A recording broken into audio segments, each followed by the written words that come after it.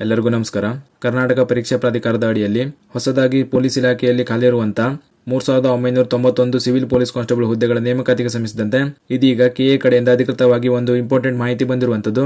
ಅದೇನೆಂದ್ರೆ ಈಗಾಗಲೇ ನಿಮಗೆ civil police constable ಹುದ್ದೆಯ ನೇಮಕಾತಿಗೆ ಅಧಿಸೂಚನೆಯಲ್ಲಿ ಈ ನೇಮಕಾತಿಯ ಆನ್ಲೈನ್ ಮೂಲಕ ಅರ್ಜಿ ಸಲ್ಲಿಸುವ ಪ್ರಾರಂಭಿಕ ದಿನಾಂಕ 8/6/2026 ಅಂತ ತಿಳಿಸಲಾಗಿತ್ತು. ಅಧಿಸೂಚನೆಯಲ್ಲಿ ತಿಳಿಸಿರುವಂತಹ ಈ ದಿನಾಂಕದ ಪ್ರಕಾರ ಈಗಾಗಲೇ ಕೆಎ ವೆಬ್ಸೈಟ್ ಮೂಲಕ ಅರ್ಜಿ ಸಲ್ಲಿಕೆ ಪ್ರಾರಂಭವಾಗಬೇಕಾಗಿತ್ತು. ಆದರೆ ಇನ್ನೂ ಕೂಡ ಪ್ರಾರಂಭವಾಗದ ಕಾರಣ ಕರ್ನಾಟಕ ಪರೀಕ್ಷಾ ಪ್ರಾಧಿಕಾರದ ಕಡೆಯಿಂದ ಈ ಬಗ್ಗೆ ತಮ್ಮ ಟ್ವಿಟರ್ ಎಕ್ಸ್ ಪೇಜ್ ನಲ್ಲಿ ಅರ್ಜಿ ಸಲ್ಲಿಕೆಯ ಪ್ರಾರಂಭಿಕ ದಿನಾಂಕದ ಬಗ್ಗೆ ಪ್ರಮುಖ ಮಾಹಿತಿಯನ್ನು ತಿಳಿಸಲಾಗಿದೆ.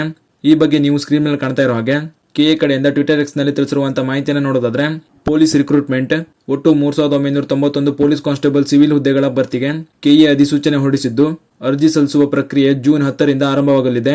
ಆ ವೇಳೆಗೆ ಅರ್ಹ ಹಾಗೂ ಆಸಕ್ತಿ ಅಭ್ಯರ್ಥಿಗಳು ಅಗತ್ಯ ದಾಖಲೆಗಳನ್ನು ಸಿದ್ಧ ಮಾಡಿಟ್ಟುಕೊಳ್ಳಬೇಕು. ಪರಿಶಿಷ್ಟ ಜಾತಿಯ ಅಭ್ಯರ್ಥಿಗಳು ಒಳ ಮೀಸಲಾತಿ ಪ್ರಕಾರ ತಮಗೆ ಅನ್ವಯವಾಗುವ SCA, SCB ಮತ್ತು SCC ಜಾತಿ ಪ್ರಮಾಣ ಪತ್ರಗಳ ID ಸಂಖ್ಯೆ ನಮೂದಿಸುವುದು ಕಡ್ಡಾಯವಾಗಿರುತ್ತದೆ. ಇದಲ್ಲದೆ ಗ್ರಾಮೀಣ ಕನ್ನಡ ಮಾಧ್ಯಮ ವ್ಯಾಸಂಗ ಇತ್ಯಾದಿ ಕ್ಲೇಮ್ ಮಾಡುವವರು ಅಗತ್ಯ ನಮೂನೆಗಳಲ್ಲಿ ಪ್ರಮಾಣ ಪತ್ರಗಳನ್ನು ಸಿದ್ಧ ಮಾಡಿಟ್ಟುಕೊಳ್ಳಬೇಕು.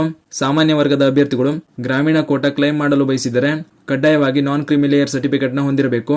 ಇದಲ್ಲದೆ ಅರ್ಜಿ ಜೊತೆ ಅಪ್ಲೋಡ್ ಮಾಡುವ ಚಿತ್ರ ಮತ್ತು ಸಹಿ 50 KB ಒಳಗಿರಬೇಕು. ಒಟ್ಟು ಹುದ್ದೆಗಳಲ್ಲಿ 596 ಹುದ್ದೆಗಳು HK ಹಾಗೂ 3395 ಹುದ್ದೆಗಳು ನಾನ್ HK ಕೋಟಾದಲ್ಲಿ ಭರ್ತಿ ಮಾಡಲಾಗುತ್ತದೆ. ಅರ್ಜಿ ಸಲ್ಲಿಸಲು ಜುಲೈ 3 ಕೊನೆ ದಿನ. ಹೆಚ್ಚಿನ ವಿವರಗಳಿಗೆ ಕೆಎ ವೆಬ್ಸೈಟ್ ನ ವಿಸಿಟ್ ಮಾಡ್ತಾ ಇರಿ ಅಂತ ಈ ರೀತಿ ಎಲ್ಲಾ ಅಭ್ಯರ್ಥಿಗಳಿಗೆ ಟ್ವಿಟರ್ ಎಕ್ಸ್ ನಲ್ಲಿ ಅರ್ಜಿ ಸಲ್ಲಿಕೆಯ ಹೊಸ ದಿನಾಂಕ ಮತ್ತು ಕೆಲವು ಪ್ರಮುಖ ಮಾಹಿತಿಗಳನ್ನ ತಿಳಿಸಲಾಗಿರುವಂತದ್ದು.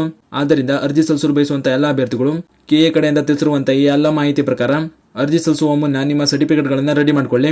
ಇದಿಷ್ಟು ಈ ಸಿವಿಲ್ ಪೊಲೀಸ್ ಕಾನ್ಸ್ಟೇಬಲ್ ಹುದ್ದೆಯ ನೇಮಕಾತಿಗೆ ಸಂಬಂಧಿಸಿದಂತೆ ಕೆಎ ಕಡೆಯಿಂದ ಬಂದಿರುವಂತಹ ಪ್ರಮುಖ ಮಾಹಿತಿಯಾಗಿತ್ತು. ಈ ಮಾಹಿತಿಯನ್ನು ಅರ್ಜಿ ಸಲ್ಲಿಸಲು ಬಯಸುವಂತ ನಿಮ್ಮ ಸ್ನೇಹಿತರು ಶೇರ್ ಮಾಡಿ, ಅವರು ಕೂಡ ತಿಳಿಸಿ. ಹಾಗೂ ಇದೇ ರೀತಿ ಮುಂಬರುವಂತಹ ಮಾಹಿತಿಗಳಿಗಾಗಿ ಚಾನಲ್ನ ಸಬ್ಸ್ಕ್ರೈಬ್ ಮಾಡಿ ಅಂತ ಹೇಳ್ತಾ ಈ ವಿಡಿಯೋನ ಇಲ್ಲಿಗೆ ಮುಗಿಸ್ತಾ ಇದ್ದೀನಿ. ಧನ್ಯವಾದಗಳು.